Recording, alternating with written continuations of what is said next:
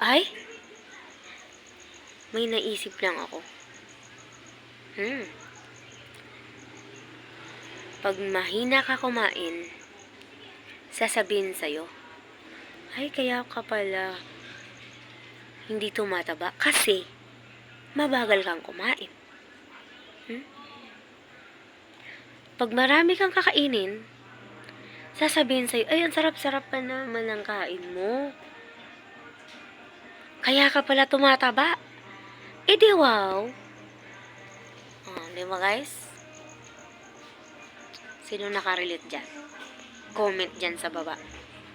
Wait lang. Akin na yung pagkain na yan. Kaya kainin na natin yan. Saan na to? Kainan na sana. Di ba?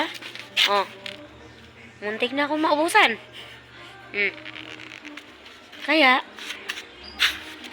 ano pa? Eh di kain.